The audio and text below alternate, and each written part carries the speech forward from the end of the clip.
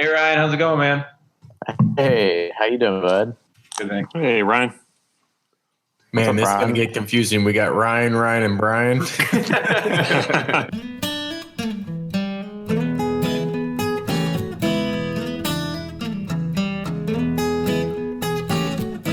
Hey everyone, if all goes as planned, this is going to be the last episode featuring our old logo.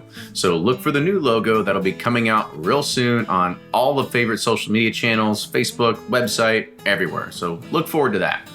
Tomorrow, if you're bored, I am going to be doing a live review of Old Carter. This is a bottle that has been recently released. We talk about it towards the end of this podcast. I really hope I don't like it because it was like $170. It's an NDP from NGP, non-age stated. It's got pretty much all the reasons why you shouldn't buy a bottle on it, but I bought it to be able to hopefully prove a point, and so you can look towards the live review that'll happen tomorrow on Facebook, so get ready for that.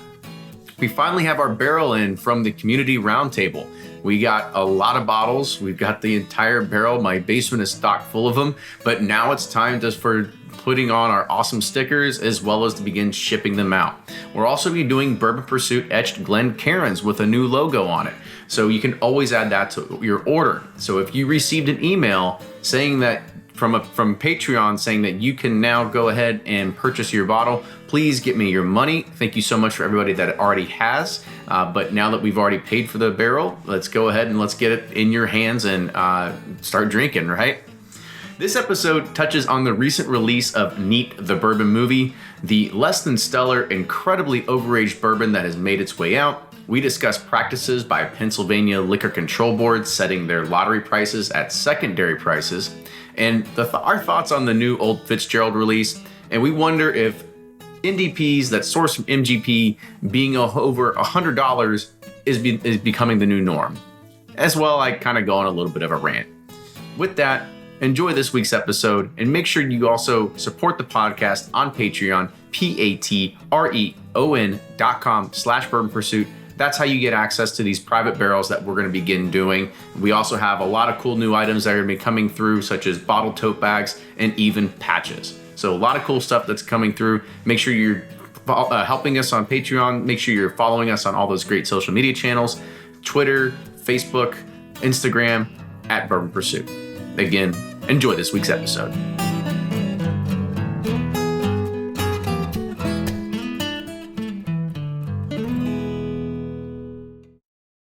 From their bar to yours, Chad and Sarah of the popular YouTube channel It's Bourbon Night bring you their favorite at-home old-fashioned mix with the new Elemental Elixir's Golden Hour Syrup. It's a custom-made syrup with notes of bold black tea, warm spices, and orange zest. All you need is your favorite whiskey and ice. No bitters needed. One bottle makes 16 drinks, so that's only $1 a cocktail before you add your own whiskey. They can also be enjoyed in other cocktails or spirits, mocktails, coffee, tea, and anything you can think of. It's crafted locally in Lexington, Kentucky, and you can get your bottle now at whiskeyambitions.com. Play Whiskey Wednesday, Round 11, the memory game. Until June 26. Each week, you can win one of our 12 incredible grand prizes. Select $2 at checkout. And if they match on drawing night, you'll win that bottle. Not a match? No worries. You still score a Weller 12-year. Every $5 ticket gives you 5 chances to win, including 4 weekly bonus prizes. Get your tickets now at give270.org. Charitable Gaming License ORG 0002703. Always find what you love at Total Wine & More. With so many great bottles to choose from at the lowest price, it's easy to find your favorite Cabernet or a new single-barrel bourbon to try with some help from one of their friendly guides. And with every bottle comes the confidence of knowing you just found something amazing. With the lowest prices for over 30 years, find what you love and love what you find only at Total Wine & More. Curbside pickup and delivery available in most areas. Visit TotalWine.com to learn more. Spirits not sold in Virginia and North Carolina. Drink responsibly and be 21. Do you ever pour yourself a bourbon, swirl it around, and then start struggling to come up with tasting notes? And perhaps you're also looking for a good Father's Day gift idea. Well, you can now solve both with a kit from Knows Your Bourbon. And unlike other nosing kits on the market, Knows Your Bourbon kits feature real ingredients for the most authentic aromas. You can smell real Tahitian vanilla bean instead of some synthetic aroma that's just made from chemicals. So head on over to knowsyourbourbon.com and enter code BP10 for 10% off your order. Ed Bly and Rising Tide Spirits are back again with a new release of Old Stubborn Bourbon. And this release of Old Stubborn is a premium hand marriage of 10, 11, and 12-year cask strength, barely filtered pot still bourbon. It comes in at a staggering 123.8 proof, and the flavoring grain for this one, which the last one was wheated, but this time it's now rye. Rich, sweet, and bold with a long finish that's sure to be another eye-opener. You can order online at Sealbox or thebourbonconcierge.com, and you can even purchase in person at Revival Vintage Spirits, and even now with very few select stores in Kentucky. You can get it now while you can, but be sure to do it because it's not going to last long.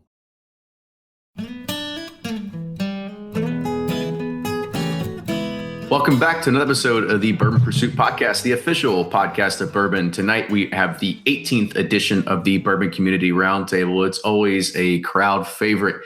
And tonight we've got a great lineup of questions that we have lined up for everybody. This is something that has been hot topics inside of the bourbon world of the past few weeks. So I'm glad that we're going to have our variable pick of people here to talk about it. So Ryan, how's it going, man? We haven't had a recording here in a few weeks. So how you been? I know I got to get back in the groove. I'm excited for this when we got the Ryan Bryan episode. A lot of tongue twisters. So with that, let's go ahead and we'll introduce a new addition to the community roundtable. So Carrie is not going to be able to join us tonight. And this is what happens is that if somebody is not able to make it, we find some new blood to bring to it. So tonight we have Ryan Lentz. So Ryan, welcome, buddy. Thank you. Yeah, pull me out of the bullpen. I like it. Yeah. So kind of give everybody an idea of where you blog at and topics you touch on and all that sort of good stuff. Yeah. So I run a website called thebourbonbuddy.com. Mostly reviews, but also do some chat, some bourbon banter, talks, etc. Posted recently about OKI and their, new riff and OKI and that going away and talking about how the transition is going to go to a 12-year stuff that you've talked about in Bourbon Pursuit. So I'm also on Instagram and at Bourbon Buddy _Buddy, and then at Twitter at Bourbon_Buddy1. I don't know who that Bourbon _Buddy is. That one that you're gonna buy him out at some point. Yeah, I know, right? And then lastly, I'm also a member of the Cleveland Bourbon Club, and what's actually pretty cool is we're a group of 20 members, and we do blind tastings every month. And we just recently launched a website where we gave our results of these blind tastings. So it's pretty cool. I don't think anyone else or any other groups are doing something like that, where you're getting a group of 20 people and doing blinds and collecting the results and posting them online. So yeah, I would recommend checking it out. It's pretty cool. Awesome. Yeah. And as everybody, or as you kind of mentioned, that it was Ryan here that gave us the tip on everything of OKI that we had talked about, I believe, on the last roundtable. So that's us. Ironically, when we started this Bourbon Pursuit, I did get Bourbon Buddy. Wanted on it. Yeah. So, we can talk after the show. All right, I got some. I maybe have something back you might want. Great. Good deal. So we'll start with Brian then next. So Brian, let's hear it, man.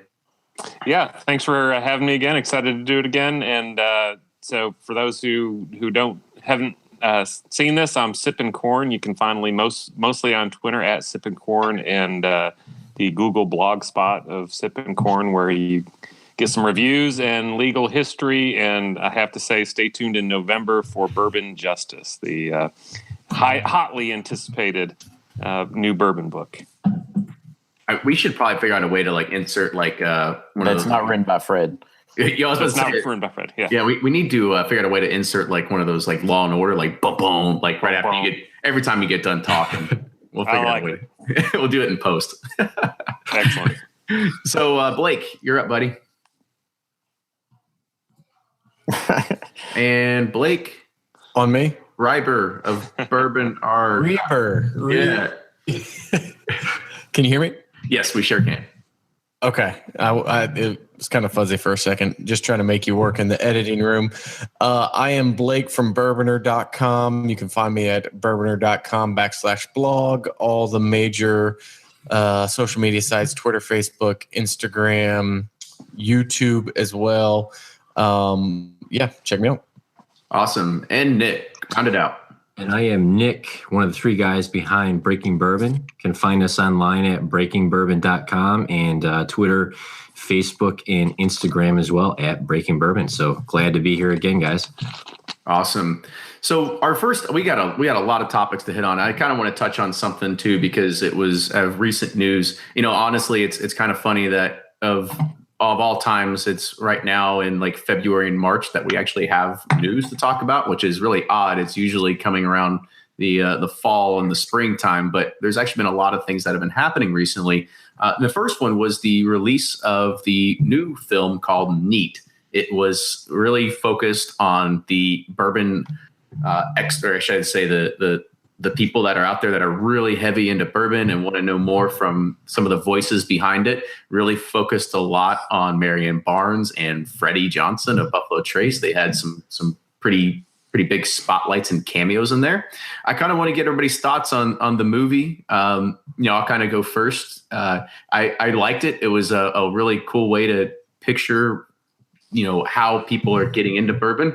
At sometimes, like when I just think of the production value is really good. The editing I thought was a little weird. It was kind of like one of those like 3-minute montages that lasted for 70 minutes because there was a lot of cutaways, a lot of pours, a lot of panning the rick houses. That was just like, okay, like, you got to keep it interesting. I get that, but there's a lot of overdub music and like I said, it felt like cuts. Yeah, it felt like a 3-minute montage that lasted 70 minutes, but it was still really cool. A lot of great information that came from it too. So anybody else want to chime in on that? I can go next. Like you said, the production value was outstanding. I mean, was very well shot. The footage was awesome. It was a little bit too, I guess, elementary for me. I was looking for something more, I guess like Bourbon Geeks appeal to us more. It was kind of more, it seemed like geared towards people that know absolutely nothing about bourbon. And so it was kind of like going on a bourbon tour for like the 30th time for me, but it was very good production value. And I think it's good for people just getting into bourbon. But for me, I was kind of looking for more, I guess. Yeah, I did put this in my post. I had one. If you actually, has the Wade Woodard post run or the Bourbon Pursuit episode run yet where he gets questions? No, not yet. Okay. Well, thanks for paying attention to our release calendar. Yeah. There's a release calendar. But anyway, so I will make one note, which you'll probably touch on in that episode as well, as, bourbon doesn't have to be made out of new American white oak, which is common misconception. It just is oak, charred oak, new charred oak. So they did get that, but I thought it was really good. I thought it was a great way to get a lot of people excited about bourbon. And like everyone else said, the production value was really good. It was entertaining, as entertaining as a bourbon documentary can be. So I thought that was good. And it was like everywhere. I mean, I had people sending it to me who, I talked to about bourbon once and they never drank bourbon their entire life and would email it to me, say, hey, have you seen this? So it's cool to see, it get a lot of people into bourbon. And actually, I feel like it's just been in production forever. So just the fact that it actually made it, and I'm getting email in like that's true. 2015, and I'm sure we all get those emails of, "Hey, man, I'm working on this project. I know you're in bourbon. Do you want to write about it?" And to see one of them actually come to life and get a really good release, that was pretty cool to see. So If you don't mind, I'd like to add, this is Ryan Lentz, the other Ryan. I thought it was great. It's absolutely mandatory that you drink a glass of bourbon while you're watching it. I mean, if you don't just drink water with that, that's for sure. Yeah. But no, I really like it. And instantly, like right after I watched it, it really like shows the the romance and the coolness of aged spirits and stuff. And I instantly after I stopped watching, I'm like, I gotta send this to my friends that are kind of on the borderline. Like they come over and they drink some of my bourbon when they're there, but don't really understand it and really don't understand, all of the uniqueness that's around it. So yeah, I really enjoyed it for sure. Yeah, see, I thought what was interesting was, I don't know if it's just the documentaries I'm kind of drawn to, but they all kind of seem to have an air of, uncovering some kind of conspiracy, or, there's just something, that, is something you don't really know, or, they're trying to do this different take on something. I feel like what's cool about Neat was it was really just kind of an artistic, just, we're going to show you bourbon, what it's all about. I do think it was, certainly the person that didn't know anything about bourbon could take a lot away from it. The person who knew a lot already, I get that a lot of that stuff was kind of repeated, but I just think it really made you feel in touch with bourbon. And it made you want to go grab a glass of bourbon. And if you weren't a bourbon drinker to start, I think by the end of the movie, you're thinking, I want to give this a try, which is fantastically successful at that. And it's well received too. Everybody seems to like it so far, which is fantastic. Yeah, it's the first one that's really broken through. For I guess Kenny will know this, and Ryan. Here we've got the public television KET that has probably 6 or 7 bourbon documentaries that they play every now and again, and they go back probably. One of them looks like it must be in the 80s. You've got Bill Samuels, VHS, like the big bad glasses on, and women with bad 80s hair. So we were doing it back then, and this is the first one to get, I think, beyond the borders. I was involved in one probably 3 years ago called Straight Up Kentucky Bourbon, and it didn't launch really as anywhere near that Neat is launching, and it's really nice to see that it's getting this kind of reception. And I agree with what everyone said. It's probably a more basic level, but that's probably what's needed. I'll still stay tuned for the more nerdy, dorky one, but it's really good, and I'm really glad it's succeeding. Yeah, I don't want to say I thought it was great. I really like Bourbon Tucky, and I kind of was comparing it to that, and I think I lean more towards Bourbon Tucky was kind of more appealing to me, but they both are fantastic documentaries. Yeah, you're right. It had elementary pieces to it, but I also think bringing Steve Zahn in as a comedic relief was pretty good at times too, right? Where I loved with the Ale 8, when he's like, just pours it in, chugs it. That was pretty good. Yeah, so it was nice to see him there. Right. Yeah, there's a lot of good chat that's going on about it, but I think this is something that we could always hit on because people are talking about, did Marion get featured too much compared to anybody else? Because you think about some of the other big pundits out there, Chuck Cowdery, and everybody else that are very well known in the bourbon geek world, didn't really have any sort of any kind of scene in it, right? It was very much really focused on like 2 to 3 people, and it was really Marianne and Freddie Johnson. But they both told the story, I think, really, really well. So let's go ahead and we will move on to the next topic. And this was something that was, I guess if you're here in Louisville, you had the opportunity to get it. And it was a release for James Thompson and Brothers Final Reserve 45-year-old bourbon here in Louisville. So it was quote unquote 47-year-old. It was tanked for 2 years, but there were 250 bottles, 150 released to the public. It was $1,800 plus tax. People were actually camped out in the rain for it. And this is an $1,800 bottle. It's the oldest bourbon that's ever been released. The first few of them actually sold on the secondary market for upwards of $5,000. And then the reviews came out. And this is when people actually said, because the box in itself actually had the bottle, plus it had a tasting sampler, like a little 2-ounce thing next to it. And people started cracking those open. And people said it was terrible. And so now you kind of see everything's kind of flatlined in it.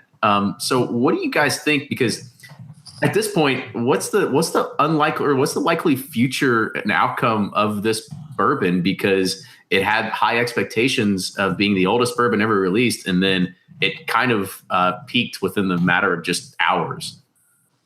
Well, let me jump in first. Who in their right mind thought this was going to be good? Yeah, exactly. That's what I was going to say. I was like, are they surprised that it sucked? Yeah.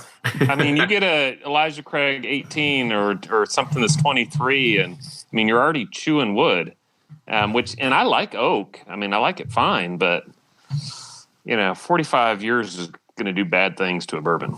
Yeah.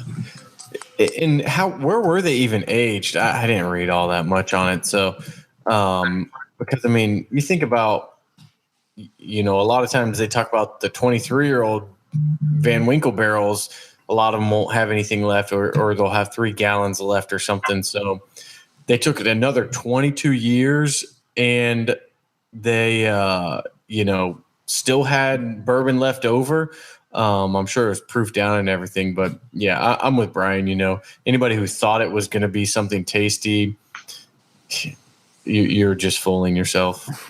I think I read that it came out around 115 proof out of the barrel. What did they bring it down to bottle? Do you know?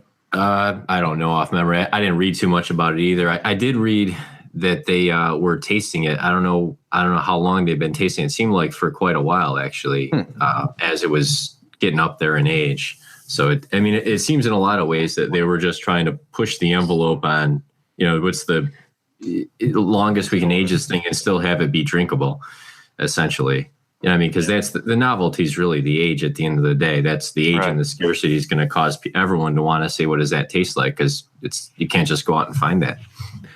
There was a pretty funny quote in there by Catch-22. They said even the Angels didn't want it.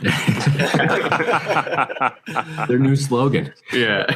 Which, it's like if you're going to spend $5,000 on the oldest bourbon ever released, fine. That's great. If you got $5,000, spend it. But if you're spending it because you think it's going to taste good, that's just stupid to me. Like, I actually don't have a problem with people wasting money if they understand what they're buying. But if they think they're going to sip on it on a weeknight and enjoy it, no, it's basically. Well, didn't one sell for $7,000 that night or something on the secondary? It might have, but at most probably only one, but nothing really. Like I said, there was a first few that went, but after that, it kind of flatlined. I kind of want to change the subject a little bit or kind of twist a little bit to Linz. Kind of get your idea, where do you think that this is now that the reviews are out? Now, do you really think this could possibly hold its value, grow in value? Because there's not going to be another one like it as far as I can see for quite some time. Yeah, it's hard to age that long. Yeah. Honestly, in my opinion, and it was packaged this way, it's a collector's piece. You have the bottle and then they give you a little sample bottle. So that's just already going of, okay, they're going to collect and hold on to the bottle. But if they want a little taste, they can, keep that little side. But then my question would be, if you take a sip of that little sample, are you then decreasing the value of the overall package? You know what I mean? But yeah, I think it will it flooded the market. So right now it's kind of, people are seeing reviews and they're thinking it, but again, there's only how many packages, 250 or something like that?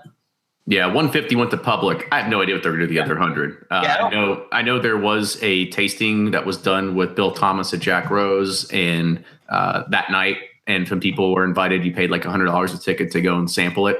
I didn't hear anybody that said good out of that either. Yeah. Now, I think that right now the market's flooded and it's gone down a little bit, but it'll probably creep back up. It's a collector's piece, and people that collect will want that bottle. The same people with that box behind you, the chessmen, probably said the same thing, way back in the day. That'll never sell. Yeah. Yeah. It's, what is it? It's there's poison in it because it's, Lead. Yeah. The lead. Yeah. The lead. I've drank enough of it. I'm good still. Oh, yeah. Fantastic. He glows in the dark, but overall. So what do you guys kind of see as because this is not done. There's actually more releases that are coming. They actually have plans for releasing a 43-year, also a 41-year bourbon. I guess they wanted to start off with a bang and just do their biggest one. Where do you guys kind of see, do you think maybe this will end people camping out, or do you think people are just going to keep taking along and just buy it and try to flip it because it's easy money for some people? Forgive me for the ignorance, but who the hell makes this? That where's this whiskey coming from? It's like the Jack Rose family, whatever, right? I have no idea. I didn't read any press releases for it. All I know, it says James Thompson and Brother Final Reserve. I believe that it's from Glenmore Distillery from way back in the day. Yep. Okay. Which Glenmore became, Heaven Hill? No. was it? No, yeah, This is where we look to you. I think it's Owensboro, Glenmore, right? Mhm. And that's one of Sazerac's. They don't distill there, but storage, I think. I don't know. We'll have to Google that one. They went out of business, I thought. Yeah, Did they definitely went out of business. Did they bottle it at 115 proof? No, they don't have the proof on the front of the bottle from what I see, unless it's really small. It's on the side of the bottle. So that'd be interesting, though, something that old. Usually you have to proof them down to, around 90 to kind of deal with those, those oak flavors. Well, and and some magic filtering. I mean, it's some of like the older orphan barrels that you can tell have just had all the heart filtered out of them. So the Thompson family maintained control until 1991. Guinness, Shinley, United went through that whole Sazerac purchased the Barton Distillery. Hold on, is Glenmore Barton? Is that right? No. No, but that does. Glenmore is a vodka. That's where I was it's coming now, from. It's now a bottling plant. Yeah. And then they started again in 2016 distilling rum. So it's under the Sazerac brand. So What's the Sazerac rums, like Sailor Jerry or something? We all sound like experts right now. Yeah. We're getting really into the weeds on this. Yeah, really. Claim to know everything. But you gotta wonder though if having that sample bottle was if it helped or hurt the value. So helped or hurt the value. Sorry, I got to add, and my browser just popped up and it's making tons of noise here. You got to wonder if that's going to hurt them for the future releases. I mean, if you have people camping out, I doubt they're going to be sitting on a shelf 2 months from now anyways. So, yeah. I mean, you look at what Michner's did with Celebration. I mean, if they would have put a sample bottle on that, no one's going to buy it after the first couple of $5,000 go. And yeah, that's a risky move given that sample bottle. It is. Well, I think that's a little bit different. I think the Michter Celebration is a different animal than this, right? Like I think you can actually drink Michter Celebration. Like it's actually probably pretty tasty. Never tried it myself because I'm still waiting for my free bottle to come in the mail. But it's something that I'm sure that you're not going to be like, oh, spit this out. Like it's sour. You're not going to do it. It tastes like you're chewing on a toothpick or something. I feel pretty strongly that it doesn't matter what it tastes like. It's some of the oldest bourbon, even the ones that are coming that are a little bit younger. It's limited edition in a very small quantity, and there's never been 40-year-old bourbons before. People will buy it, and it will increase value in the secondary market. You think it'll increase over time? Yeah. Well, like you said earlier, I mean, where's another 40-year-old bourbon going to pop up, right? I mean, who else has it'll definitely maintain for sure. I just don't see it dropping out. I think it maybe be closer to like one of the old Jim Beam Distiller Masterpiece bottles where there's very few of them out there, but they don't really skyrocket like Stitzel Weller stuff, but they just kind of maintain a strong value. I think that's fair. Yeah. I think the key is too, people have to know about it. In 5 years from now, if people are new to it, even if they have money and interest, they don't really know what it is. I mean, just looking at that bottle, the front of the bottle, you wouldn't necessarily know what that is. You'd scan right by it. So it's not like a Pappy Van Winkle or something like that. Everyone knows the name. They want it. They don't know really what it is, but they want it. A lot of cases, this is, you kind of got to do a little research to figure out what it is. So are people going to do that in 5 years? Is it going to be strong enough? Yeah. All right, so let's go ahead. We'll move on a little bit. There's a few good comments that I kind of want to put in here. Kevin Snow said, I'm still waiting for their 80-year rye. That'd be good. Yeah. And then Catch 22 comes again. Man, he's on fire tonight. He said their new marketing campaign should be "Our bourbon is ready when it's ready." So, Well said. Yeah, well said. So I'm going to skip one and kind of move to the next one. Is the Pennsylvania Liquor Control Board This is a state-run institution that really you can only get allocated bourbon in Pennsylvania through their online website. And it's the only way that you can get basically anything is through, since it's all government ran. And they do an online lottery now for a lot of their allocated bourbons. And in their last one, I guess they had some random Booker's Rye still sitting around.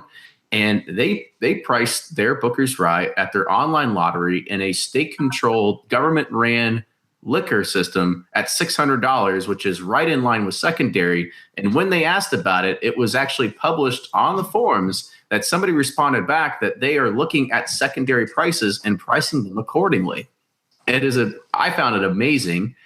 Brian, I kind of look at you and say, is this legal?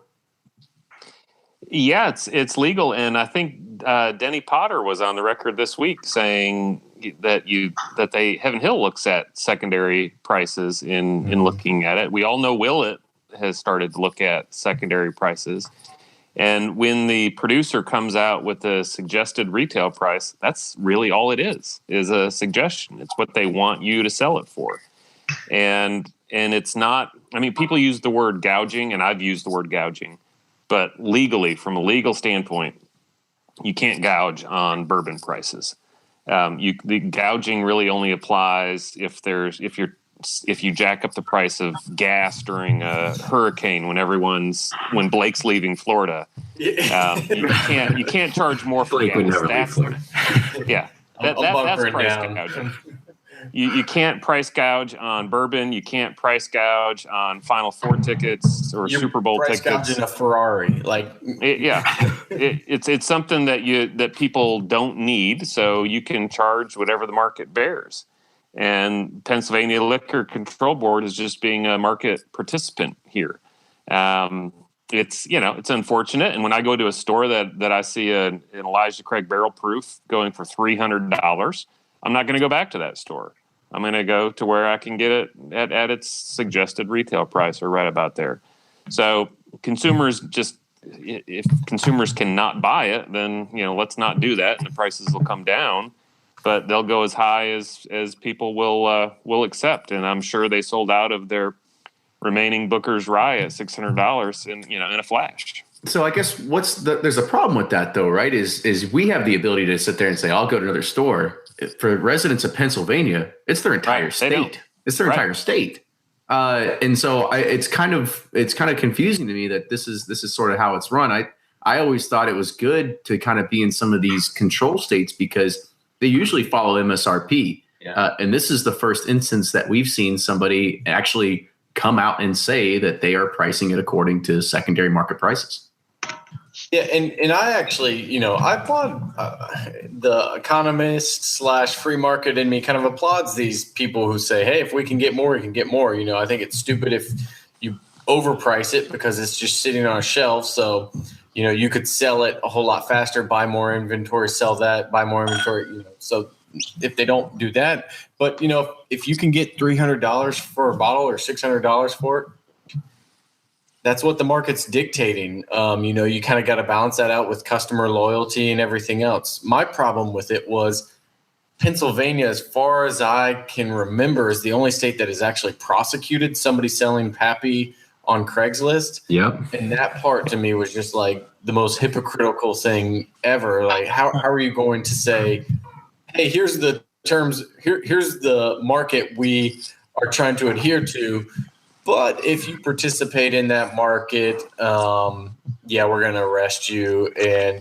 that was just stupid to me. And they even said, try to put in there, basically we're trying to make as much money for the government as possible because it funds all these other things. That was kind of the lotto reasoning here in Florida, a decade or so ago. Well, the lottery system funds school programs, so that's why we're okay with it, even though we're against gambling, but lottery's okay. So, that whole hypocritical standpoint on the secondary was the biggest thing for me.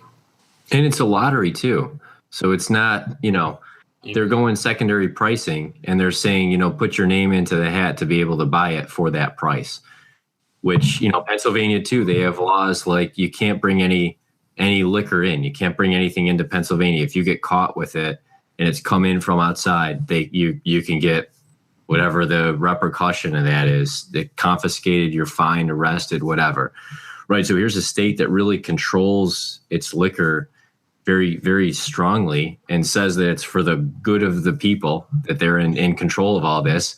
And then here they are, which, I mean, how much are they going to make? What do they have? 20 bottles, 30 bottles? I don't know what the bottle count is, but is that really that big of a deal to them as far as money you got to put in for a lottery? I mean, at least give it to the people for a reasonably fair price or close to MSRP. I mean, this could actually be the start of them shooting themselves in the foot. You know, the whole idea is, hey, we're still bringing it to the people. We're doing these fair lotteries. They're able to get it for MSRP.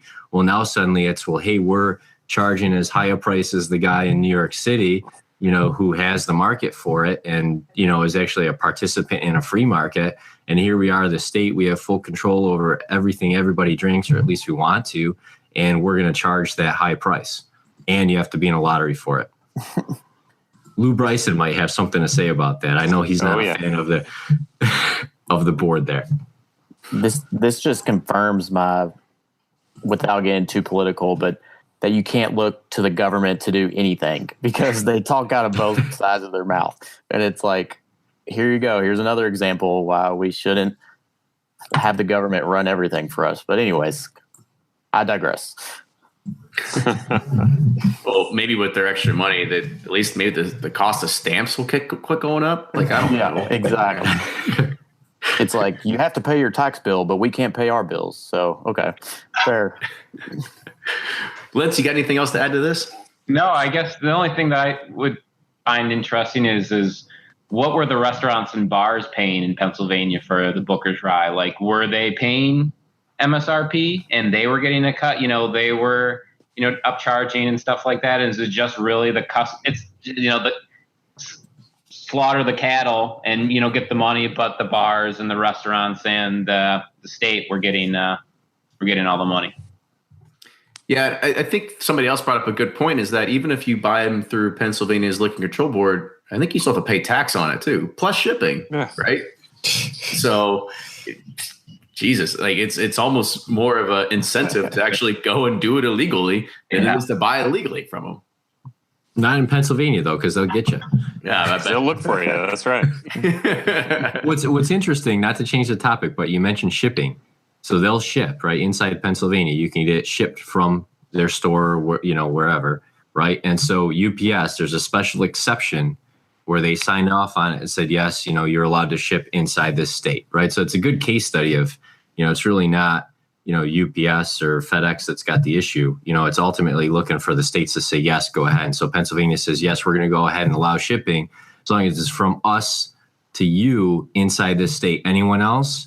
Not allowed. You're not allowed to buy it from outside this state. You're not allowed to bring it in, right? So they've got full control over everything. Yeah, it's soup to nuts. I mean, it really is, and it's hard to get around it. I mean, I feel bad for people that it's their only option, right? It's not an easy thing. However, Edwin Vargas chimed in and he goes, at least Pennsylvania has a shot at it. Ohio doesn't even give retail consumers a shot. So at least you don't live in Ohio. I mean, I don't know. It's a consolation prize. I don't know what to tell you, but you can try to. Yeah, Can you I don't still know. have an address in Pennsylvania? I got credit cards and billing addresses up there. All right, so we'll kind of move on to the next topic. So Heaven Hill is releasing their new Old Fitz bottled and bond decanter set. It's a beautiful bottle. It started making its way around the forums. I actually got to see a picture on Snapchat from somebody I know. So they were actually printing off the labels at one point. So I got to see that, which was pretty cool. And then actually finally putting on one of the first bottles. It is going to be priced at around $100. It is I think it's an 11-year-old wheated bourbon. So think of older Larceny, maybe. Yep. The question is, will you buy it at $100? Gun to your head. What are you going to do?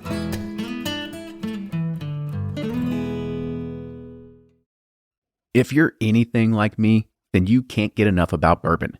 And that's why I'm a subscriber to Bourbon Plus magazine. Bourbon Plus is a quarterly publication that tells the stories from the heart of bourbon.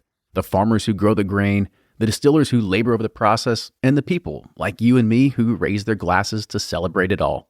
Subscribe to Bourbon Plus magazine today at bourbonplus.com, that's PLUS.com, and use code PURSUIT at checkout for $5 off your subscription. Shopify's already taken the cash register online, helping millions sell billions around the world. But did you know that Shopify can do the same thing at your retail store? Give your point of sale system a serious upgrade with Shopify. Shopify's point of sale is your command center for your retail store. From accepting payments to managing inventory, Shopify has everything you need to sell in person. And with Shopify, you get a powerhouse selling partner that effortlessly unites your in-person and online sales into one source of truth.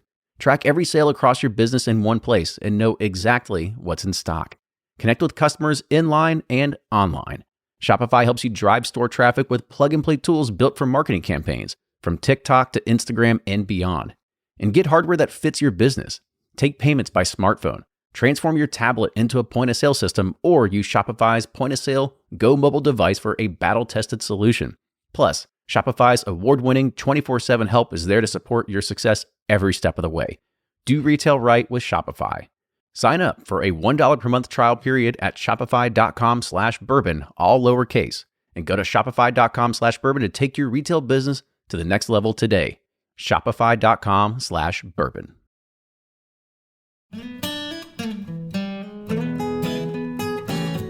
Heaven Hill is releasing their new Old Fitz bottled and bond decanter set. It's a beautiful bottle. It started making its way around the forums. I actually got to see a picture on Snapchat from somebody I know. So they were actually printing off the labels at one point. So I got to see that, which was pretty cool.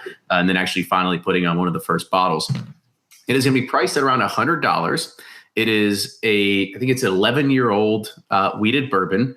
So think of older larceny, maybe. Yep. The question is, will you buy it at $100? Gun to your head. What are you going to do? I don't think that's a question for anyone in this group. I think everyone is buying at $100. Yeah, you're right. Absolutely. Yeah. We're suckers. How much it goes up to that we're still buying. I mean, that's a really cool bottle. There's a big history behind it. Obviously, it's tastes probably nothing like the bourbon that was in the original bottles that look like that, but still really cool. I feel like $100 pretty in line with today's market, especially what they're putting out with the Parker's Heritage Collection. So, I'll grab them. It's 100 proof, right? Yes. It's a bottled and bond release. It is bottled and bond release. Yeah. So, I would, it's a beautiful decanter. You can't get around it, right? I mean, it's going to be really hard to put it on the shelf next to other things. It's going to, I spent $400 on a 375 of the Johnny Fitzgerald. 20 years. They're 20 years. It's pretty good bourbon, but it's not earth shattering or anything. So, but that's today's bourbon market. So we'll see. And if I saw correctly, there's going to be upwards of. It was actually on if anybody wasn't paying attention, there was a Reddit AMA today with Denny Potter, and he stated, I think there's upwards of 17,000 bottles in this first release. So get ready for that. I think you can get it.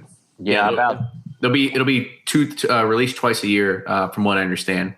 So think about 30,000 bottles at least a year. That should be plenty to go around.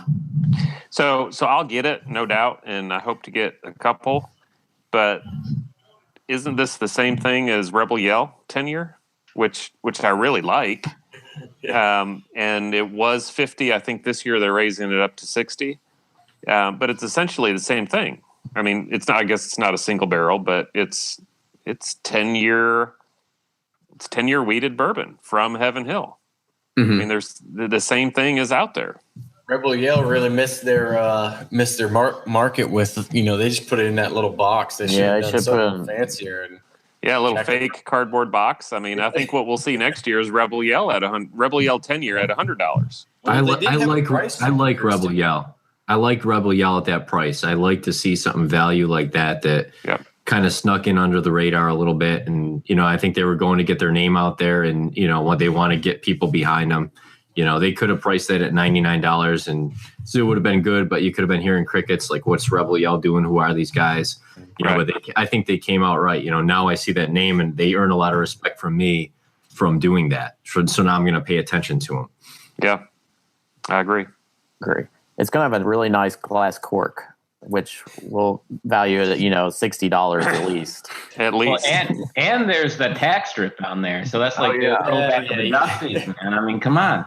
Anything with a tax strip automatically jumps $50. Or if you put wax on it, a wax on it, or especially white. But I got to ask you this. A hint at any current releases that you know?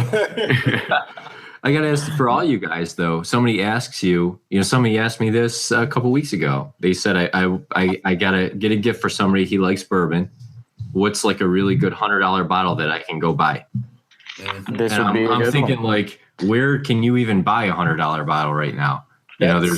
I'm trying to think what's even available at retailers for $100 in my area, and there's just not a lot there. Right. So, I mean, the market is thin right there, and there's people who want to spend that much money just because they, whether they're gifting it or they just want to feel like they're getting something more premium, right?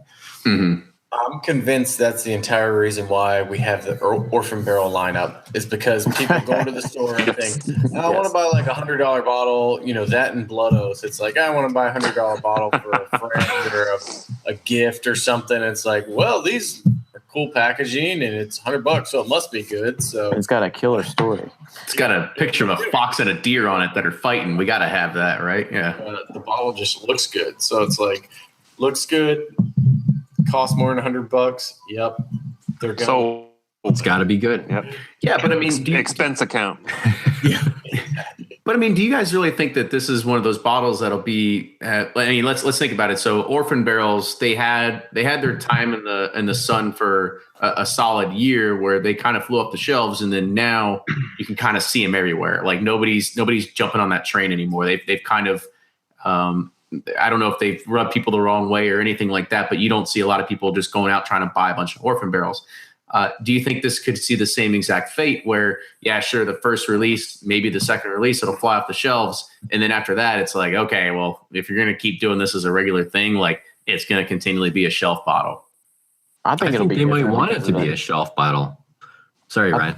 Oh, no, I think it'll be different because the Old Fitz name is like, I don't know, it just resonates with people. And the package is like timeless. I don't know. Whereas the Orphan Barrels are kind of like newer. I don't know. I think it'll do better than the Orphan Barrels. And it's Heaven Hill. It's not some random Tuscaloosa or wherever Tuluma place that these random barrels show up.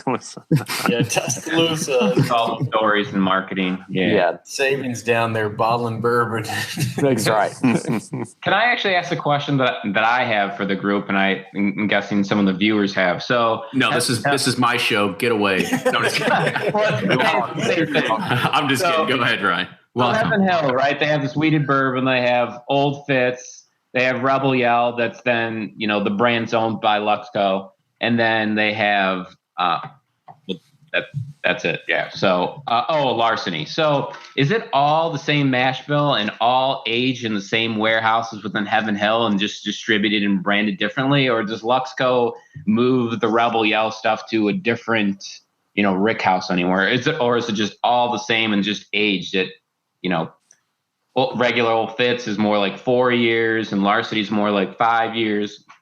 Larceny's like 6 to 8. Old Fitz is like 4 years. And then Rebel Yell is, yes, aged at Heaven Hill and bottled in St. Louis currently. But now Luxco will be opening here soon and starting to make their own. But yeah. So it's just aged. It's all aged in the same area. It's just different brands and aged in different times. Exactly. It's kind of like Elijah. So you have Evan Williams, Elijah Craig, and Henry McKenna are all the same mash bill, but different ages and proofs. So, and different brands. Do they have dedicated warehouses? You know how like Buffalo Trace has whatever it is, warehouse H specifically for Blanton's. Do they do that for any of their brands, or is it kind of all over the place? It's for Heaven Hill? Yeah. It's all over the place. I mean, you can get an Elijah Craig that's in Deatsville, or you can get one that was aged in But do they do their weeded mash bill all over, or do they keep that weeded? I don't know about the weeded. Yeah, I'm not sure. I don't know. I guess we should have asked that to Denny when we need him. Yeah, I should have asked that to Denny on Reddit On the earlier. Reddit. Yeah. So I guess another question is, there's a pretty much a staple here in Kentucky. We talk about the Heaven Hill Bottled and Bond 6 year. That's always that white label. Mm-hmm. However, there's always one that's kind of right next to it, and that's just the old Fitz. There's the old Fitz one that's just a regular label. They've got some squat bottles laying around. They've got some cognac style bottles that are around.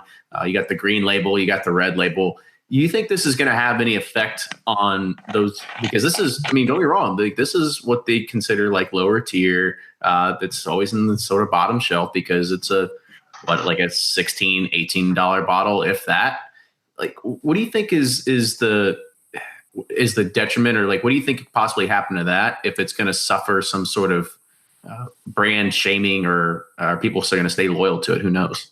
I think there's a good possibility it's going to lift the brand. If you're seeing something that looks similar, it's got a similar name, similar look, to some extent you can relate the two for $100 on the shelf. It looks premium. It's a fantastic bottle. You might start to take notice of those lower tier ones and say, maybe I'll give that a shot. You're gonna be like Pappy and Weller's, kind of like that. Yeah, Well, even think more- about Weller. Look at the three Wellers. Weller Special Reserve gets just siphoned right up with the other two. We've talked about that a bunch of times, and I think it's very possible, not in the exact same situation, but I think it could lift it or at least get it on people's radar. Yeah, and it's really the lesson from Rebel Yell. Which we already talked about, I know, but Rebel Yell was as bottom shelf as you could get. And then they tried about 4 years ago Rebel Reserve, which was supposed to be 6 years, and it was still horrible. Bad stuff. And now with the 10 year, they've really lifted the entire brand, and they're trying new and edgy things with their lower shelf brands. And all of Rebel Yell is up now. Sales are up because of the 10 year, and you're associating the lower shelf brands with the great 10 year. Yeah. I'm just surprised it's taken them this long to like capitalize on that name. Like, you bought this brand, from Stitzel Weller and did nothing with it essentially, except change the name to Larceny and try to make it your own, which Larceny's done well, but it's surprised. I guess they finally realized that Stitzel Weller is so huge on this, from the secondary market that, hey, now we can capitalize on it. So I don't know about that. I think it's a two-way street, right? Because when you look at we are the I'd say 5%ers of the bourbon market, right? Like, we know the history of Old Fitz, like we know what it means to the bourbon realm, the bourbon community, and kind of like what the history of Stitzel Weller, like their target market in Larceny is the other 95% of people, right? Like that is mainstream. That is everyday consumers. They don't care about history. They just want a delicious bourbon to drink. And so I don't necessarily think that. And not only that, is when you look at the packaging, you look at the name, you have to think of it is a marketing thing at the end of the day. You get somebody that's just now turning like 23 years old. You want them to go like get into bourbon and like think about they want to like it. And you're like, here, try this bottle of Old Fitz. They're like, what the hell is, like, my grandpa would drink that, right? And then he's like, here's this bottle of Larceny. It's got a sweet key on the front of it. You're like, yeah, I can get on top of that one, right? So I don't know. Any other thoughts, within the Old Fitz and the sweet packaging before we move on to the next topic? Whiskey Wonka said, because we said that to be about 17,000 bottles, we said it might be pretty easy to find. He said, well, there was apparently 30,000 stags, and I still couldn't find one. So very true. Yeah, they did a good job hiding those. I'm still not. That should be a topic at one point. Looking at, like, I had 3 or 4 state allocations that I was looking at, maybe more than that. 30,000 bottles did not come out. I don't know where they went, but I don't know. That's a little more conspiracy theory, but I still don't think they were 30. I think the liquor stores did a good job keeping They're in them off Pennsylvania. the shelves, going through their I think lists. you got like 120 I think bottles, they did. unless they were just lying and they're holding on to a bunch of them too. But Yeah, I like Ryan. Pennsylvania's holding on to them to see whether the secondary market's going to level off and they get rid of them. Yeah, that's just in $600 in the Pennsylvania lottery. Oh man. All right, so we're going to move on to another subject, and we got him on the chat. This is a good subject by Wade Woodard, and it's something that is becoming a new norm. And this is the $100 NDP, and most of these NDPs are from MGP. You know, I think 2 years ago we used to scuff at the prices that are coming out, thinking that like how could you possibly sell an NDP bourbon for $100? And think that we're going to be okay with it, or people are going to buy it. But now you got things like Mic Drop that are coming out. You've got things like Old Carter that are coming out, which I actually have right behind me. So I pulled a tater move and bought one. I'll explain why in a little bit. But you got to keep this in perspective that a bottle of Stag is $89. So do you guys really think that $100 NDP MGPs are the new norm now? I think it's fine. Because they're like 12-year bourbons, and it's hard to find 12-year good bourbons. And so I don't know. I think at $100, at least you can. I don't know. I think it's a good value, or not value, but you know what I'm saying. Like or 12 you can't get, so you can find these MGPs that are good. I don't know. I think it's not a bad thing. But I mean, you're talking $100, right? $100 for a bottle, and that's what was considered super premium category. I think it still possibly is when you look at the sales, because the average bottles of bourbon are somewhere between like $20 and $40, right? And so when you see all these that are coming out that are just $100 and they're all sourced from the same stuff, it's just a new label. I mean, is this just a way to kind of just trick consumers? Or is this a way to sit there and try to make a few extra bucks because now you can buy a few barrels and throw it at the market? I think it's a mix. You know, I think people are going to get what they pay for. So, you know, as these new bottles come out, people are paying for them. There's going to be more of them that come out. So ultimately it's on the consumer because people are buying them. If they sat on shelves, there wouldn't be a new brand every other month that is coming out with, sourced MGP products. So, and it just kind of, people always want to try something new, even though it's coming from the exact same distillery. A lot of times in the same age range, it's something new and different, and usually has a little bit of a taste if you can kind of trust the person that's blending them. So I think it's just all about being new and kind of staying ahead of the customer a little bit.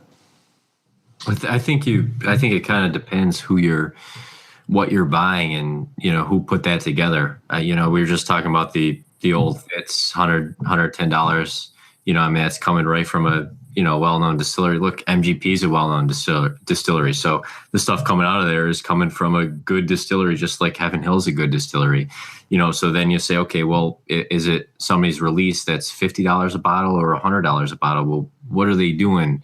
What are they putting in that $100 bottle? Are you buying the revitalization of a brand and, packaging and that kind of thing? Or are you buying, something that somebody really carefully went through and selected barrels and, maybe blended, and spent some extra time putting something together that's better. And I think that's where it gets tricky, and that's where it gets tough. And $100 a bottle is, you can't just buy them all. So I think that's where people look to see what other people are thinking. That's why they're looking to reviews and other people's thoughts on social media and things like that to figure out if they're worthwhile going after or not. And there's some good ones and there's some bad ones.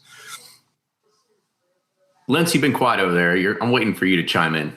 Yeah, so I was the one actually over in the summer that purchased the Mic Drop, which is MGP 8-year cast strength. I know it got a lot of hype and people loved it. Personally, it wasn't for me. Kind of a lesson learned that, maybe these blends of MGPs really aren't for me. However, I do think that when you get to the MGP and you get to these single barrel cast strength selections, kind of like going back in the day when Smooth Ambler had the Old Scout picks, like there's places that are doing 10, 11, 12, even 13-year-old MGP single barrel cask strengths. And I think that's where the value really is trying to find a good barrel, a really tasty barrel, where you're getting your bang for your buck.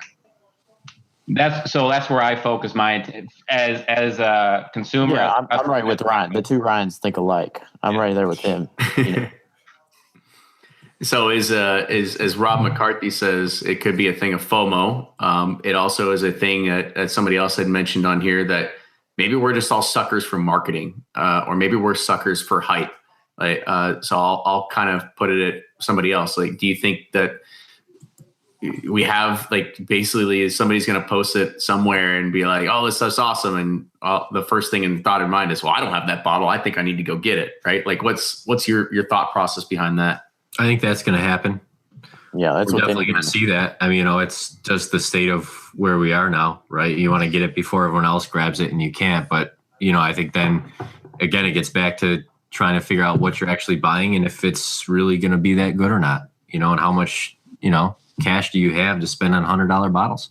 That's been happening to me since I was 8 years old, when somebody had the Reebok pumps and I didn't have them. You're like, I thought what you're going to say with bourbon.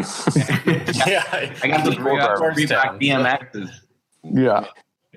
Yeah, I think it's definitely a FOMO moment for a lot of people, and it's really because the market's still growing. I mean, we're still getting people into the bourbon market, and they're having this oh shit moment of, I got to get that. Yeah. And for me, I mean, I've got a room full of bourbon, and I didn't buy Mike Drop, and I'm not looking at these other ones, and I'm not worried about missing out on a MGP. And until more people are not worried about it, 100 is the new norm. I mean, the old $25 bottle of Weller 12, that's the old 25 is now 50, and the old 50 is now 100, and now we're not thinking twice about paying $300 for a Willet, and we're talking about all these prices going up, and it's really the new norm until the market starts leveling off. Brandon Griffiths kind of had a good point. He said, look at the old Smooth Ambler, old Scout bottles. And so you look at this as saying, well, what's possibly that next SAOS release, right? So is it Mike Drop? Is it, Boone County? Is it OKI? Is it any of these things? For sure. Nobody really knows at this point, right? So you want to get it. You want to get it in case you land on it. Right. I mean, that Boone County that you brought over, Kenny, was like one of the best things I had in a while. That was really good. I mean, a 12-year MGP. It was fantastic. I'd pay $100 for that all day. Yeah.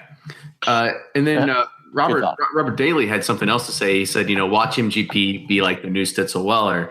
All these up-and-coming distilleries that are actually using them are going to have to switch over to their own distillate at some point.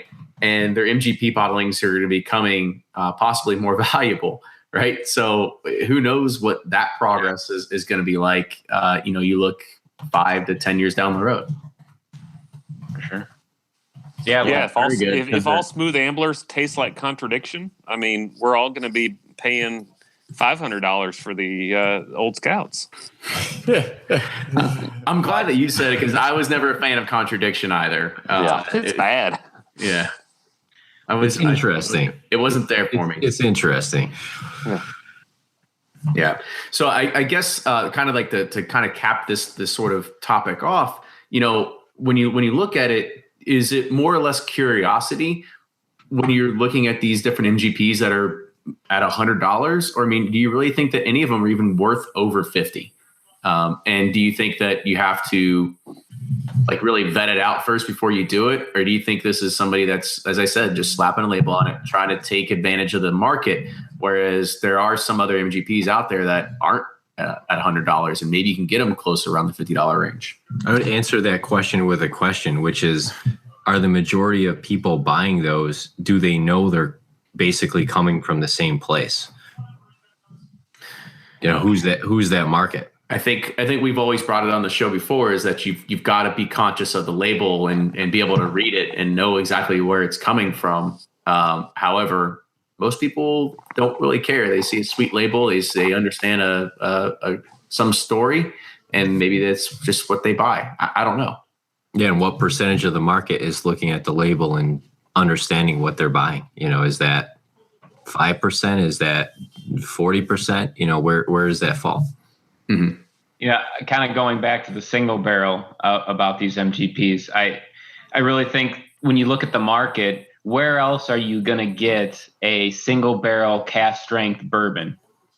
Knob Creek, maybe some recipes of Four Roses, but outside of that, if you're looking for that range of 12 plus years, single barrel cask strength, you're going to get an MGP from one of these, distilleries are starting the brands that are building themselves up. So I think that's where, if you're looking to expand and get into these MGPs, I think that's really where the value and the bang for your buck is. And Ryan, we're on the same wavelength. I'm thinking the same thing, my man.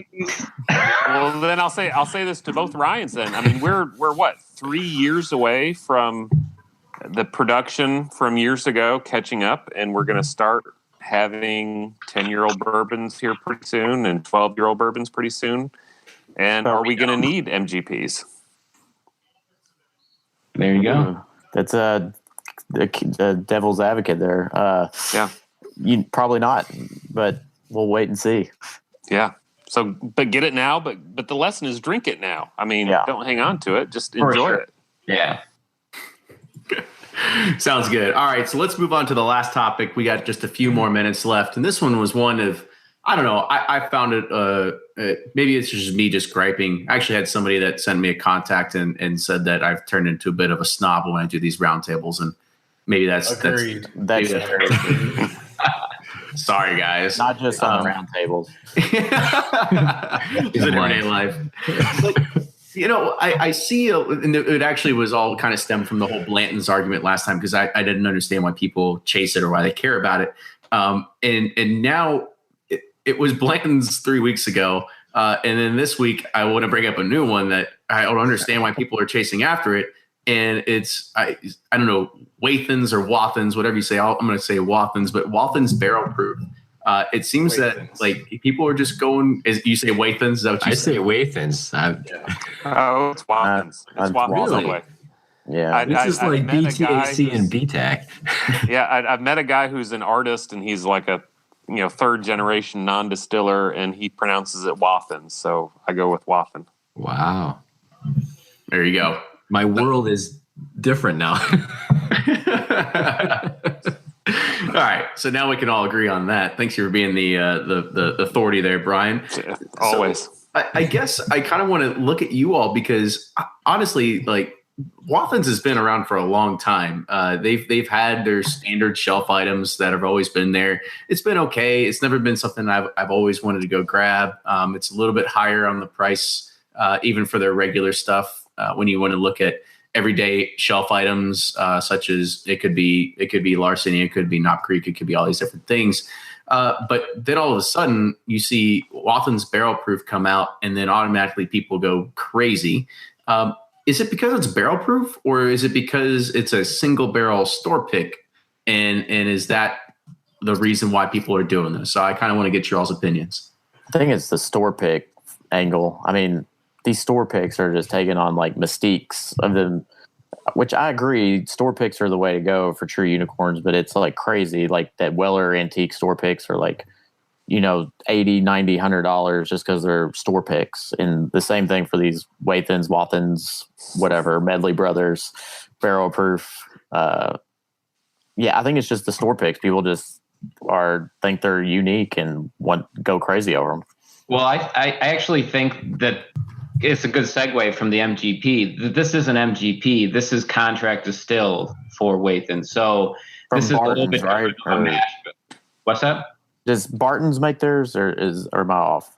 There's all sorts of theories. I think people are saying it could be Heaven Hill. It could be Buffalo Trace. I don't know.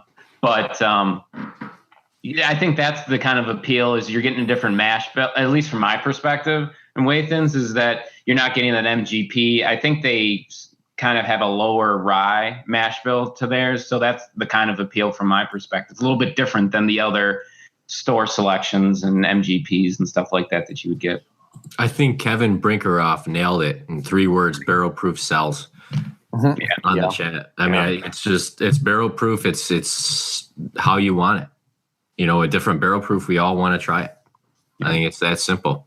Yeah, I would agree with that. I think the barrel proof cells, I actually got an email about this. Somebody saying it was going to be discontinued completely. So, you know, mix in scarcity. No. Somebody, I don't, it wasn't confirmed. He was asking if I knew. But, you know, Was that lens breaking? Into, barrel proof. And it's pretty well priced too. And I mean, I'll be honest, I haven't tasted it recently, but from what I remember, it was pretty good. So, you know, I think you can hit a good combo, and then you just get, you know, a really popular podcast like Bourbon Pursuit talking about it, and then all of a sudden the stuff blows up. So brands, if you want to sponsor the show, feel free. I mean, what's the difference between Michter's and Wathens? Really, they're both contract distilled, right? Mm-hmm. One Michter's maybe came in a cooler bottle and got that wax, and some of their special bottles, you know, special. Well, that's, you know, and I mean, I know Willet's now distilling a lot of their own, but it's still at 4 years. But buying Johnny Drum or Kentucky whatever and all that stuff, it's kind of like you're trusting the person who is doing the blending ultimately, I guess. So if they put out some good product, you say, that's. And you got to remember, they're still getting that from good distilleries too. You know, whether it's Heaven Hill or Buffalo Trace or wherever it is, it's still a good distillery. So I'm going to take a cue from Ryan. I'm going to ask a question to the panel as well now, since we can do that. I didn't realize that. Wait, I didn't know we could do that. Only new people can do that. This is a community around thing. Kenny's not going to allow that shit. Would you prefer somebody to buy a MGP NDP product at $100, say 10-year barrel proof MGP, or somebody like a Wathens and or you know, a Michter's that's more around the $50 range, or even, you know, say a Bullet barrel proof? Is that a better buy, even though it's a little bit younger? And you know, are you leaning more towards that brand? I would think, at least for me, well, first off, the jury is still out on whether it's Wathens or Wathens. I kind of enjoy saying Wathens now. So this is like, the chat is just blowing up of people like saying like WAY thins. Like, this is how it, then, you know, it's weathers. Yeah, it's all over the place. So for me, when I think about that question, it's more like where is my head going to be at in regards of availability, scarcity, and you know, really sometimes taste might be third, because when I look at barrel proof Bullet, yeah, sure, it's great, but it's always available, so I'm not chasing after it. If I ever need it, I can just go get it. When you think of the I'm going to go ahead and flip on the other side now. When you think of the Wathens, you think of okay, it's a store pick and it's barrel proof and it's something that I've never had before, so the intrigue is there. However, you know, the stuff around here in Kentucky, you can't freaking keep anything on the shelf, so it's come and gone already. So I probably would have leaned more towards the Wathens over Bullet barrel proof at that point, even if it is you know, rumored to be 4 roses from Bullet, but you know, that's still never, that's us continuing rumors. But in a perfect world, everything's the same availability. But the reality is, when something has different availability, you look at it differently, because you know you might not be able to buy it in a week. And that gets back to everything we're talking about. You know, if you think it's the scarcity sells. I mean, that's a huge marketing play. You can't avoid it. I mean, it's like anything. If you don't think it's going to be on the shelf in a week, you got to make that decision right there. And what do you do? Yep.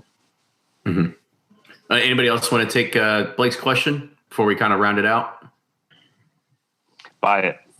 Buy it. Buy them both. Buy it. I guess send me a sample, see what I missed out on, because I'm open to trying anything. Got a few. I got a sample of Mic Drop in the basement. I got to go try. So perhaps I'll do that Facebook Live on Friday. We'll see what happens. But I do want to finish it up. There was actually one great question that was in the chat, and it was one of Blake's articles that he put out recently. And how about one more additional topic to finish this off, since we're all drinking, we're all having a good time. Blake hates single barrel bourbons. Go ahead, Blake. Why? And let's see if we agree, because I already disagree.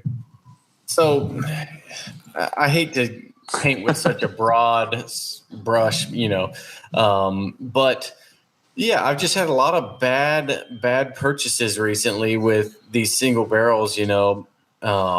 It started with, I won't name too many names, but I think I already put this out there on this year's Parker's Heritage Collection. I had tasted a bottle, really thought it was excellent. Bought another bottle, mediocre at best. It wasn't better than Elijah Craig Barrel Proof. Had something similar happen with, I think it was a Dusty Henry McKenna. So, single barrel has been a problem for a long time. It's really hard to get a lot of really good, consistent single barrels. Even when we're in Kentucky, talking with Brent Elliott and, the single barrel limited edition from Four Roses, it's just tough to get that many barrels in the similar age that are all of similar quality. And not to say that, if it's a single barrel, it can be great. I would agree with that. There's no denying that, especially some of these store picks and that kind of thing. But overall, blending barrels together, letting that be a little more of an art form of blending different barrels together to get a different flavor profile. And the sum being, what is it? The parts being better, or no, the sum being better than the parts. I think that's really where it lies for me. And there's a lot less risk, and I know what I'm getting. So yeah, that was the point of that. I hate single barrels when they're like part of reviews, like in competitions, because you're like, okay, yeah, that single barrel was fantastic, but you have, all these other of that particular brand, and you're like, wait a minute, that's not right.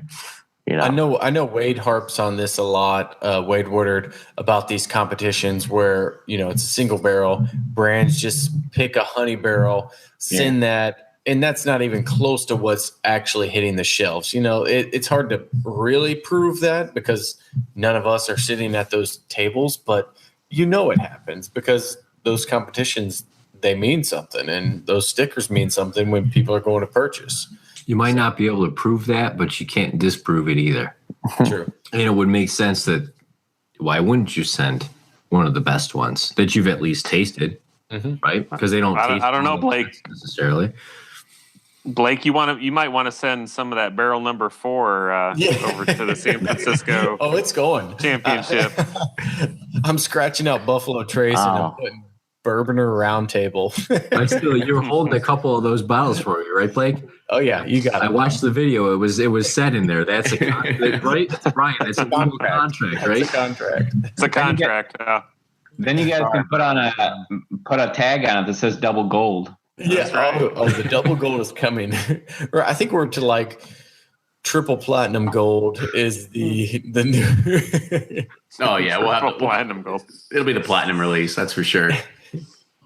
Yeah, and so I guess we'll round it out. So there was a good little hint right there to kind of wrap it. There was the Neat movie release, but there's also going to be the Bourbon Community Roundtable movie release that'll be happening here this weekend or next week as well. I'll be waiting for my royalty check. Yeah. So there actually will be a video coming out that kind of featured all of us during the barrel pick. So it should be pretty fun. So look for that.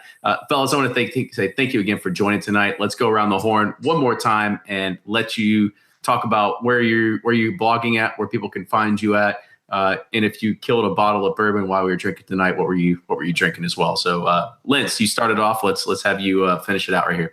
All right, quickly, the bourbonbuddy.com. I'm also on Instagram. I'll try to get this right this time, @bourbon_buddy.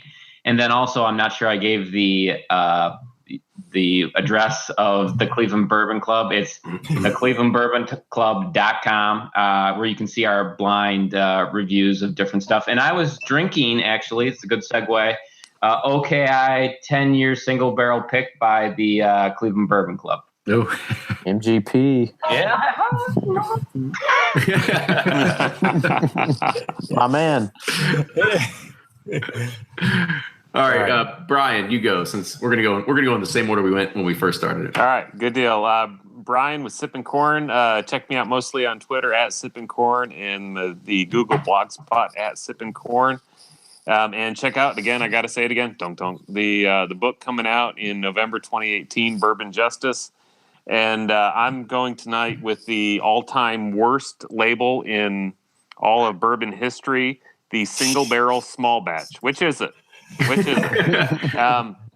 No, neither of them mean anything. Neither of them mean anything. But what means something, if it can be seen, is this is a hard water pick from 2014 that I participated in, and there's that much left, and it'll be gone tonight.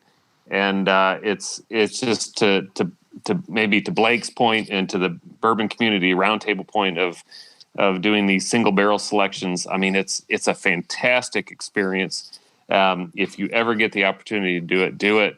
And everyone ought to be looking forward to the 2 picks that we did with Bourboner and in the Bourbon Community Roundtable. Great picks. Everyone look forward to it. Thanks again for having me. I don't know. Barrel 4 kind of sucked. I loved it. Just kidding. The take will prove otherwise. All right, Blake. All right, I'm Blake from Bourboner. Thanks again, everyone, for watching. If you want to check me out, you can find me at bourboner.com. That's BOURBONR. Also, Twitter, Instagram, Facebook, YouTube, all your favorite social medias. Tonight, I was trying to look up. I actually finished off this bottle I didn't realize I had for a while. It was Abraham Bowman, however you say that one. I'm going to go with Bowman. Yeah. I'm going with Bowman. Wathens. I like Bowman. It was the Merlot finish, which is actually pretty good. I found it in the back of the cabinet and finished that off tonight. So it was pretty good. Sure, it wasn't Merlot. It sounds like a Merlot. It's actually Boo Man.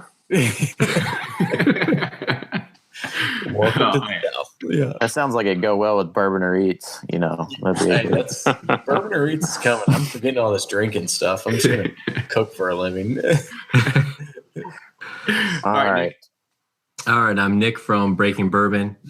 Check us out on breakingbourbon.com and Twitter, Facebook, and Instagram at Breaking Bourbon. And tonight I'm actually drinking 2 different things. I don't know why Blanton's was on my mind for some reason today, but I got a regular Blanton's single barrel and I got a straight from the barrel. Right, so I haven't had this in a while. I haven't looked at the actual label, but this was dumped on 10/5/2013. So I'm trying to think of when I actually bought this, and I think I bought it in 2015. It's telling me this was on the shelf for some period of time before I bought it, way back when, which I kind of find interesting. And it's the last bottle of Blanton's I bought, so I haven't bought one since this bottle, and I've had it for a while. But I'm enjoying it. Of course, next to straight from the barrel, this is absolutely fantastic. Great stuff. I bought a couple bottles recently and haven't shot for that for a while. But I think, like we mentioned on the last podcast, if you're looking for something great and getting frustrated with the limited release situation, just watch for those Blanton's straight from the barrels. They become available. They're available for a very short time, but when they're out there, they're kind of out there, and you got a chance at it. So, Yep. And I guess you kind of hinted on it's the new Dusty. All the Dusties are gone. So I guess if you find a bottle that's like a year and a half old on the shelf, you're like, it's a Dusty. Right? That's right. Then you could tell. So guys, I want to say thank you again for coming on. For me, I was drinking had 3 different ones tonight. So I was drinking a Bourbon's Bistro, 125 proof 4 Roses. I had a Russell's Reserve pick by Bourbon Cartel. And then I kind of capped it off in anticipation for this week's anticipated release on Saturday, which is the new Old Baldy release that'll be coming from Cork and Bottle up in northern Kentucky, it's going to have white wax on it, so everybody's going to go crazy. So I want to say, Dang, Kenny's firing bourbon over there. Kenny, tell us about that bottle in the back there. You were gonna. Yeah. So we talked about being. I broke every rule in Wade's book, and I tatered it up pretty hard today. So I saw this and I was like, I don't want it. Like, I don't want this bottle. And then, this is the Old Carter rye. This is coming from some of the people that were co-owners of Kentucky Al that then came out and started pushing their own brand. This is batch 1, 112.2 proof. So I'm assuming that it is barrel proof. Again, it's a rye bottled in Bardstown. On the back, it says distilled in Indiana. And the price was, I think, like 160. And it is non-age stated. So there is tater in a bottle, if you could ever imagine. I'm actually going to do a live review of this on Facebook probably on Friday and just try to push it next to some other ones and see if it really holds up. I really hope it doesn't, only because of the price and being non-age stated. But I bought it because I said, screw it. I don't like my money, so let's get into the bottle. Or did you buy like 12 of them and you're going to be like, oh, this surprisingly won the blind taste test? No, I just figured I'd buy it and we'll just see what happens. I don't have high expectations. I sat there looking at it for like 2 minutes and I was like, I don't need this. This is dumb. Like, why would I even buy this?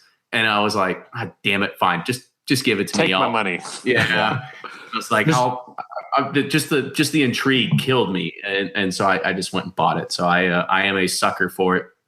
So we'll have to see how it all fares at the end of this. But, just throw the word Stitzer Weller in there during that live review. Yeah. Awesome. Everybody will buy it. Find a way. Because everybody loves the Stitzer Weller Rise that came out, right? Yeah. That's all right.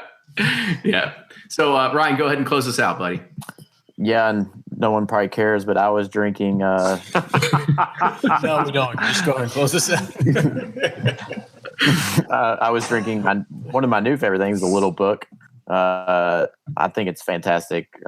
Some people think it's great. Some people don't. I think it's awesome because it's a little different. And I had an Eagle Rare Silver Dollar pick, which was good. But anyways, thank you all for coming on. Ryan, we're on the same wing league. You can replace Carrie every week from now on. So appreciate everybody listening. This is the most fun we have on the podcast because I don't like being with Kenny by myself. And anyway, just kidding. I'm rambling on. Everyone have a good night, and we'll see you next time.